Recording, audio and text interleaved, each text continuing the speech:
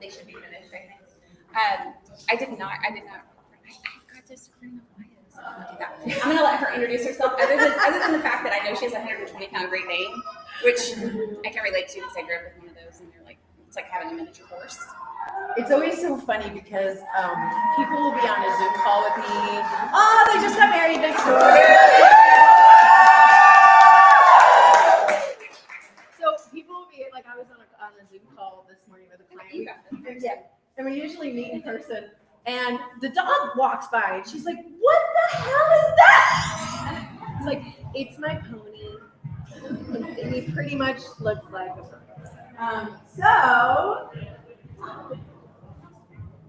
we got a little post-wedding music happening. Very cool, very cool. So we are live right now, you guys. So say hello to everyone. Here we are at the DFW Women's Networking Group, greatest group ever. And I am gonna go full screen here. So the reason why we went live today is I do free trainings every single Thursday at this exact time on LinkedIn, Facebook, all the places. And so I was like, oh, do I record it? Do I cancel it? What do I do? And then I'm like, I'll just go live right from here. So here we are.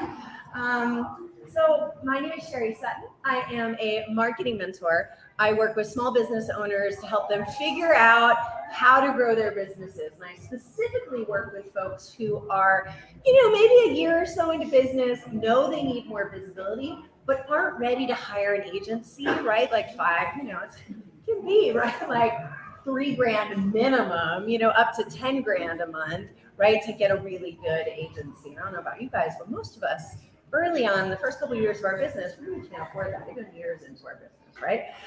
So I specifically work with folks in that category, helping you to figure out what's the most strategic thing that I could do to build my audience, and then teaching you the things you need to know to DIY it. And then when you're ready to hire an agency, I will introduce you to folks. So the name of my company is the DD Marketing Collective. So I have a collective of people underneath me who I can refer you to whenever you're ready. So that's a little bit about me. I spent 25 years in the corporate world before becoming a photographer for a few years. So I've had other entrepreneurial ventures.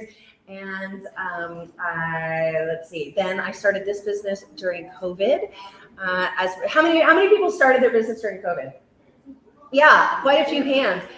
A lot of people decided, that was like their moment when they were like, God, I really hate my life.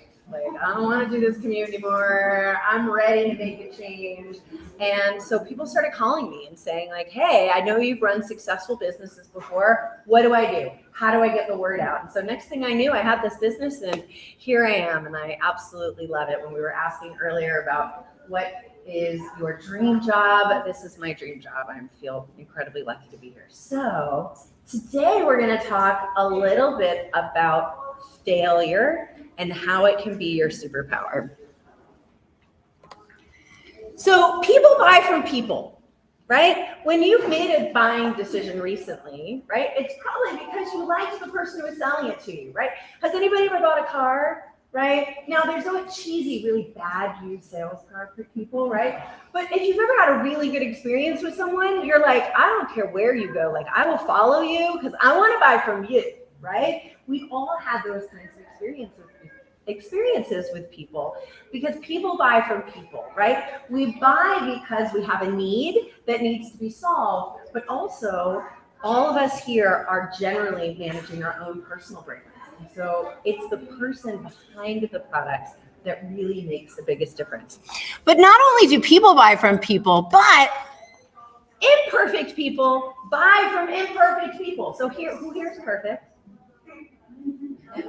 Aw, guys, I'm sad for all of you. We got one out there who's like, I'm perfect.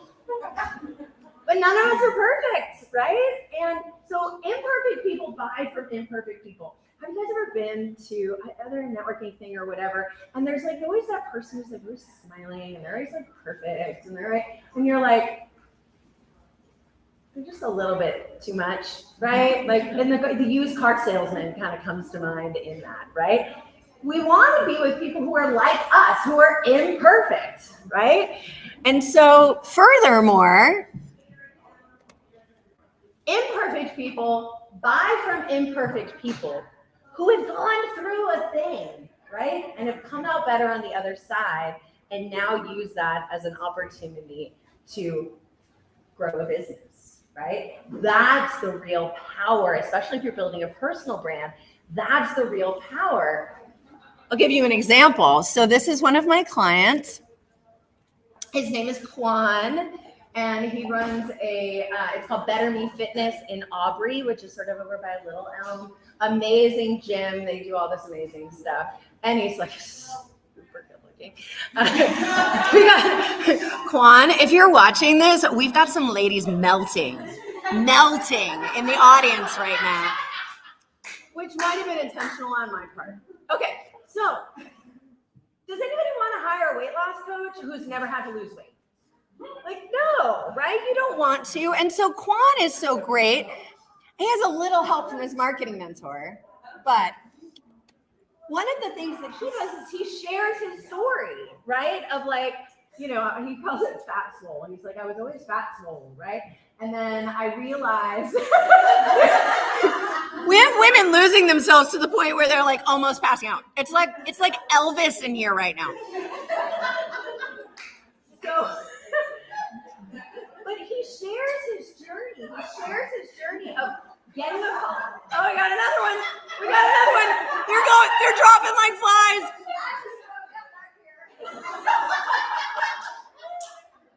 Who's the hottie on the screen and who's that girl talking? Because I can't hear her anymore.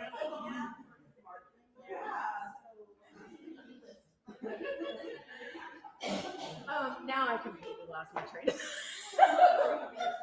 But we want to work with people, right, and to buy from people who have gone through experiences that taught them something, right? That have had failure, have come out the other side, and now use that to help people, right? How impactful and amazing is that, right? And he does a really good job of it. Again, maybe with a little help from the marketing mentor. But here's the challenge with that, is nobody likes talking about failure because it means we have to be vulnerable, right? And who likes to be vulnerable? One person likes to be vulnerable. But nobody wants, like, people don't like to be vulnerable. And why don't we want to be vulnerable? Well, we don't want to be vulnerable. There it goes. Many of us, even if we're willing to be vulnerable in our personal lives, we really struggle with it at work. And so what happens is, you know, especially, you know, just depending on how you were raised that my work me is like this and my personal me is like this. And they're meant to be totally different, right? Especially us Gen Xers, boomers, right? Like there are two different people and that's appropriate, right? Like I was taught that that's how you do it. Well, what's happened in the world is that's not the case, right? The millennials came, they've changed the way that we market ourselves, and now life is work, work is life, it all connects together. And if you are an entrepreneur and your face is the face of the brand, you have to connect those two things, because if we go back to what we talked about a minute ago, people buy from people. So if you show up in your business and you're not being a vulnerable person, right, who's really sharing the challenges, right? If Quan wasn't willing to show a picture of himself, you know, looking a little chunky, we wouldn't be as endeared to him. But people have a real struggle with this, right? Especially at work. Like who thinks that, like who is raised with the idea, like I have to be one person at work and another person at home? Yeah. I mean, me too. And if for those of you guys who aren't here, you can see that they're like half the room raise their hands. And here's the reason why too, like at least for me early in my career, like this is what happened. If you were vulnerable at work, you were gonna be the cute little girl who was in between the two gross guys, right? And you were gonna get taken advantage of, and right, before we were able to, you know, set boundaries, and I'm not gonna go into a whole feminist rant, but you get the idea is that we don't want this is how it feels, right? It feels like we're being squished between people who we don't really want to be vulnerable towards. And so many people, they get to the place, and this is what I coach people on, they get to a place where they're like, I just can't. I don't want to be salesy. And often that means I don't want to be myself, and I don't want to be vulnerable, and I don't want to show who I am, because they're raised thinking that's inappropriate. But really, when you're the face of your brand, that whole perspective on who you are and how you show up has to flip. And that's when your vulnerability and your challenges, right, and your failures actually become a superpower. So, I want to talk about 2 different myths around vulnerability. Who has ever read a book by Brene Brown? She's pretty amazing, right? And so I love her stuff. And so I've gone into her stuff as well as some other studies on vulnerability and kind of shifted it. And how can we think about that from a marketing perspective? So the first myth is this, and this comes out of Brene Brown's research, which is vulnerability, especially admitting failure, is a weakness. How many people were raised to believe that? Right. A lot of us were, right? Like you don't tell people that you did something wrong. Like they're going to think you're an idiot and they're not going to want to hire you, or they're not going to want to whatever, right? And when people ask us like, what's your biggest failure in an interview, or what's your biggest, what's your biggest weakness? And you say, I just care too much, right? Just care too much. I just work too hard for the people who I'm with, right? And that's not real, right? Like we think that if we admit failure, we're going to show weakness, and then therefore, and as entrepreneurs, therefore people aren't going to want to buy from us, right? And here's some little bit pieces of research that show that this isn't true. There's something called the beautiful mess effect, and this is actually, there's scientific research behind this, where you perceive your vulnerabilities as more negatively than someone else's. Right? This, like, you guys see this all the time. Like, oh my God, you look so pretty. No, I don't. My butt looks a little big in this. No, but you look, right? Like we perceive our vulnerabilities or our failures so much worse than somebody else does. And there's scientific proof that says that. But then there's the opposite, right? Is that that's not only about our perception, but they don't see our failures in the same way that we do, right? So when we're too afraid to share our failures, the reaction that we think we're going to get doesn't exist. They don't care about it as much as we think they're going to care about it, right? And there, again, scientific research to prove this. So what you see as icky, right, and as vulnerable, other people see as courage, right? Other people see as, oh my gosh, look at what they overcome. It doesn't have to overcome something major, right? Like this doesn't have to be like, I lost, how much is it now? 65 pounds, right? Doesn't have to be something, that significant. It can be little things, right? Like I have a client who is an attorney. And we just met this morning. She is a probate. She does your wills and those types of stuff, right? And she has stories about her family and the struggles that they went through in going through some sort of probate because somebody didn't have a will, and how it drove her to do what she's doing, right? And so it sounds like there's a kid out there, but there's no one out there. It's kind of weird. We're all just gonna let it go. But those types of stories about how you got to where you are, right? Those are the things that can drive people to say, oh, wow, this person gets it, right? They get me. Again, people buy from people, and people buy from people who are like them and have gone through similar challenges. One other little piece of really interesting research is this, which is when you ask for help or express uncertainty, I want to make sure I say this right, the receiver gets a positive dose of Oxycontin, which leads to feelings of camaraderie. So we all want Oxycontin, right? So that's our thing. Or not Oxycontin. Oxytocin! Oh my God, I just realized I have Oxycontin. Yeah. part of my failure, yeah. You know what I mean. You're saying it's as good as Oxycontin. Good as Oxycontin. Right. So my failure is that I'm actually in addiction recovery, though this wasn't my drug of choice. But there you go. These are the things that are on my brain because I hear people talking about it all day. Anyway, so they get a shot of a positive hormone from their bodies that say this feels good, right? Your brain says this feels good, right? So when you ask somebody for help, or you admit one of your, some of your uncertainty, it makes the other person, the receiver, feel good. So not only do you perceive that these things are so much worse, and they don't perceive it in the same way, but you're actually making them feel good when you're telling them something about how you're uncertain or asking them for help or expressing some sort of vulnerability. Right? All brain science. Yeah. Okay, so I'm thinking about all of this, and I've heard bits and pieces of all of it, and it all makes sense. But what about the equal mess, and does this really relate to men in the same way or a different way? And yeah, the study was done with men and women. okay. Yeah, so good question. So anybody who's watching online, it's men and women were both in that study.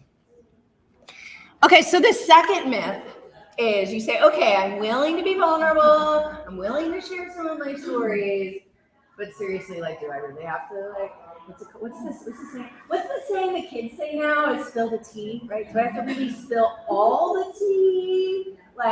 Come on, there's gotta be a point. Right? Has anybody been feeling that as I've been talking about this? Ooh, but I don't want to talk about this. And that's totally cool, right? You get to decide what you share, right? You don't have to share all of your dirty little secrets, right? You can find the stories that you want to use to engage your audience, engage other people, right? In a way that you're going to be able to create a genuine connection. And I forgot. That's okay too, right? But it's about creating genuine connections because, again, people back from people, right? So you get to make the decision about what you share and what you don't. So I'll give a personal example. I shared a minute ago, I'm in addiction recovery, so I'm a recovering alcoholic.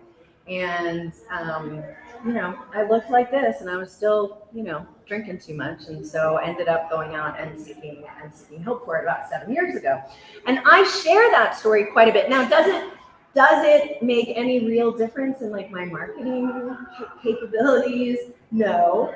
But do I use the platform that this marketing role and this business gives me as a way to hopefully help other people who are also struggling, right? By sharing my story, yes, right? But I've made that decision. Do I have to use this platform for that? No.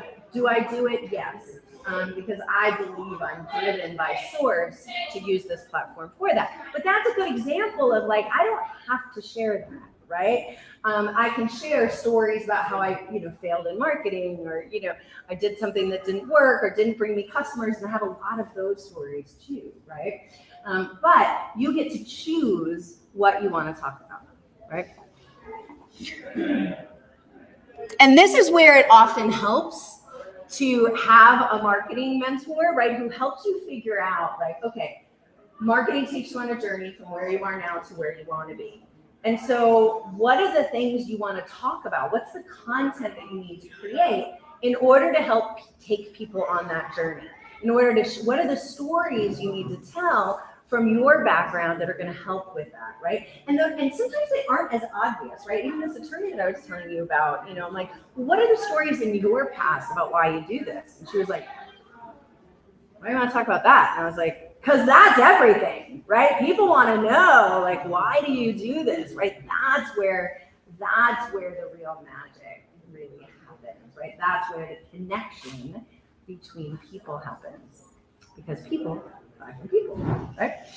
So authenticity, rules, and personal branding. I think probably all of us are creating personal brands, right? Because your name is on the front, your name is on the door, right? Pretty much everybody who here is creating a personal brand, Like, yeah, everybody. You might be selling another product, but you're the face, right? And even if you're not the face or you don't think you're the face, you are the face frequently, right? And often, if you want to market your business and you want to gain more visibility, being willing to do some of these things to become the face is going to allow you to create what we talked about a minute ago. And I know it sounds like a broken record. People buy from people. So if there isn't a person at the front or people at the front, often it's very difficult for people to buy from you because they need that human connection, especially in a post-COVID world, right? I think we think that we're like, oh, everything's online and digital now. Yes, but everything is online and digital as a way to create personal connections, right? Those connections are happening in the digital world versus, meetings like this, but they're still deep, they're still connected, they're still based on stories of who we are as people, and they're still based on stories about our failures and how we come out the other side. So I want to share a couple stories or a couple examples of how people have shared failure, right, as a way to, grow their brand or just to be real people, right? So the first one is, here's a good example from me, right? You get dressed in the morning you could go to the mastermind and you realize it's the wrong day. It's done this. It's the wrong day. Oh, yeah, got all dressed up, ready to go, sat in the parking lot for a while and went, oh, crap. Right? And that's one of those things that's like, I just feel like the more we're willing to be out there and be vulnerable, the more acceptable it is. And so I feel like we should all be talking about like, oh my God, I stepped in dog poop today, right? Because then it makes it okay for everybody. Because again, who's perfect? None of us. And if we're willing to talk about how we're not perfect, then everybody else has permission to talk about how they're not perfect. And now we get to all just be people, right? Now we get to all just be people buying from people, right? And so sharing some of these things. So that was just my silly example. But here's another great example. Who knows Glennon Doyle? Have you guys ever read any Glennon Doyle books? She's amazing. If you like Brene Brown, you will love her. I'm gonna grab my drink. So she recently shared that she has received a mental health diagnosis. Not bipolar. Shoot, now I forget. ADHD, maybe? I think it was. But she did a video, and she talked about it on her. And she has this platform, using it as an opportunity to raise awareness about mental health, but also sharing some real vulnerability, right? And talking about how she's going to get through it, and inviting people to go on that journey with her, right?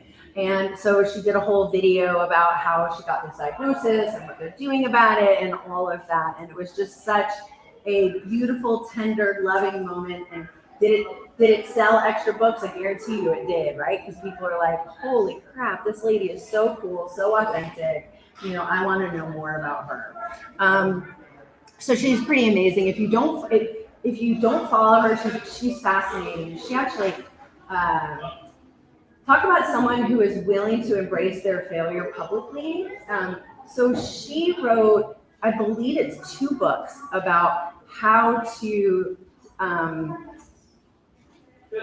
stay married under a philosophy of like a Christian way of life, right? And so, talked about like her second book was all about how her husband were going to break up, and they, used like, Bible-based, ideas as a way to stay together, right? And I didn't read books, so I'm not totally sure.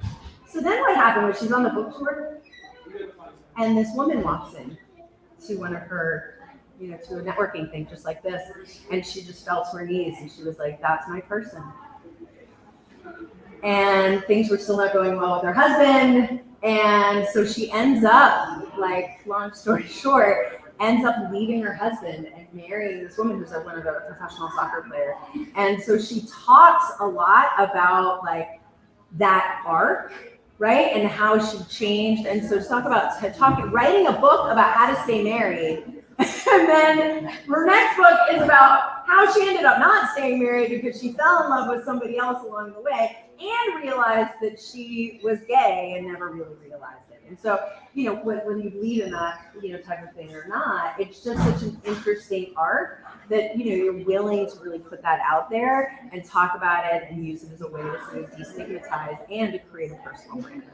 That's really powerful. And now she's doing it with mental health as well. Mel Robbins, does anybody follow Mel Robbins? Yeah, she's amazing. She's another person who does a lot of brain science, right, around how to habit forming and so forth. She's great because she'll do videos from bed. So she talks about the morning routines, and so she'll do a video while she's in bed, and like, I don't even think she's wearing any clothes, right? She's got the covers over her, and she'll be like, "Oh my God, I do not want to get up this morning, but here's what I tell people when they're struggling to get up in the morning. Here's the techniques that they should do. So I'm going to get up and I'm going to use the techniques that I wrote about in my book, and let's go do it." Right? And it's just such a cool, she could very easily talk about it from a stage like this, but she's willing to do it in a way that's much more vulnerable, and we hear her more, right? You're not going to hear as well from somebody in a suit on a stage as you're going to when they're laying in their bed going, "I don't want to get up," right? So great example. Okay, so I'm giving you some homework. So your homework is this. I want you to write a post in the next 48 hours about how you failed, what it taught you, and how it brought you to where you are today. Does anybody, how are we doing on time? She's like, we're over. So, anybody have any examples that they have, things that they want to talk about that they'd be willing to share? And I can thank you.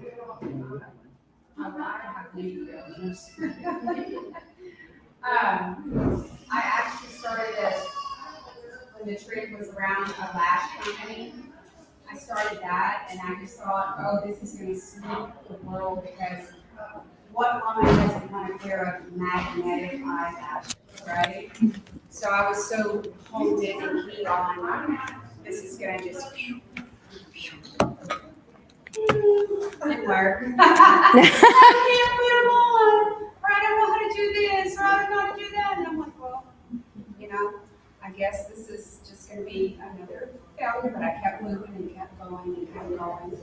And I didn't let it stop me, and I kept in the back of my mind saying, you know, something better is coming. Maybe this wasn't what I needed to do. Maybe this is not what, you know, I want to reach women all the time and help women.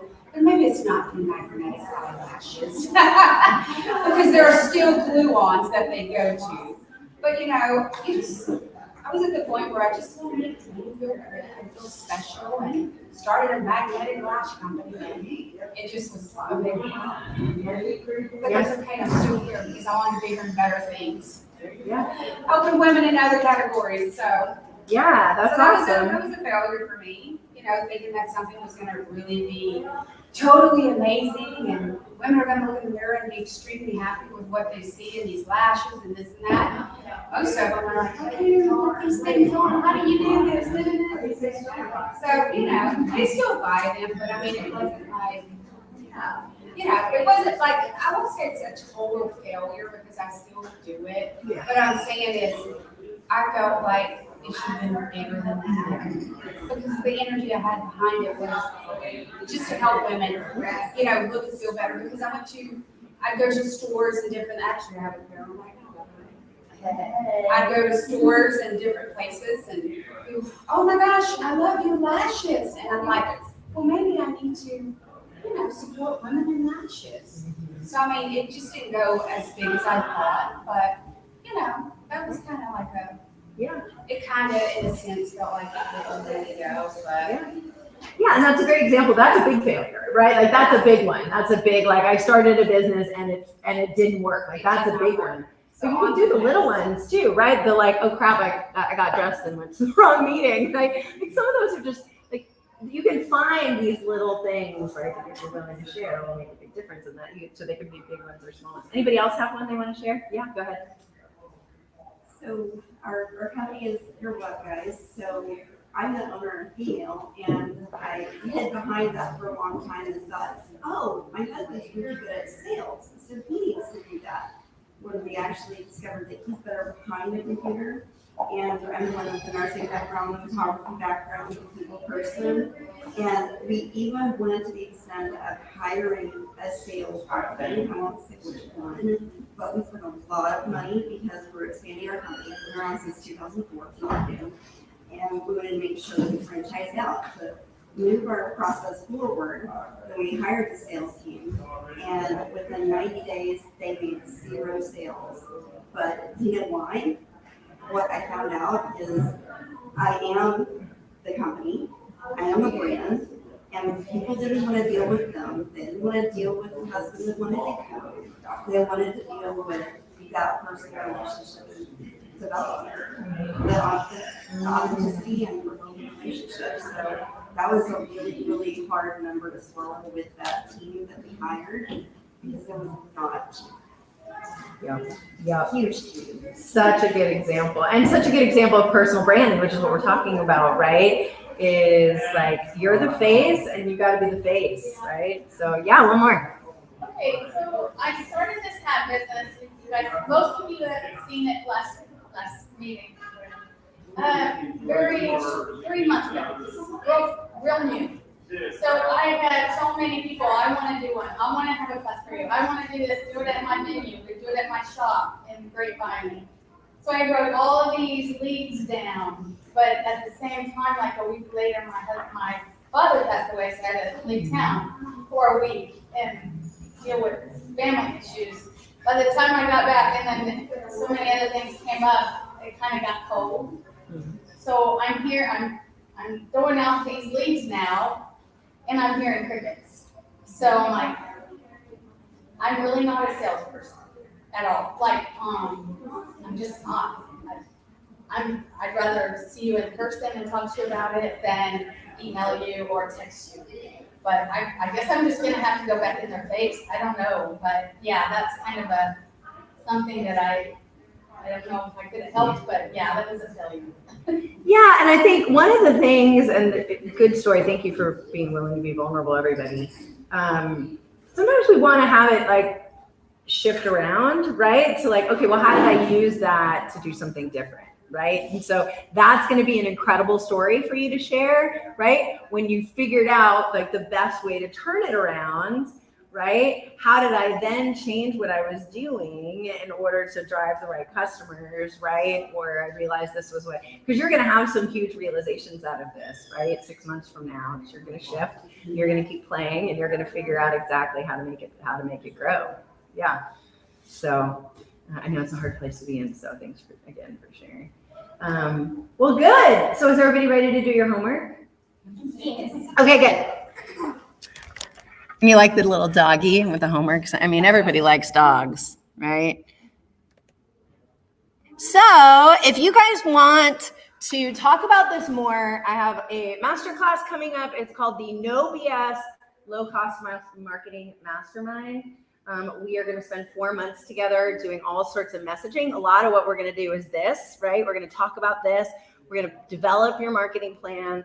Then I'm going to teach you the 4 low-cost ways to grow your business. So they're going to include developing relationships, social media, and using social media to continue to develop those relationships. We're going to talk about ways to collect email addresses and to do some freebies. And then we're also going to talk about email marketing, which is something that a lot of people don't do. They're just doing the social media. I'm a big believer in you can't just do one thing. You have to be doing lots of different things, right? So we're going to cover at least 4 of those things in this. And we are going to also talk about stories and those types of things. Or if you want to work with me one-on-one, I would love that too. One of my one-on-one clients I met here when I spoke last time, which is amazing. And so I love this group.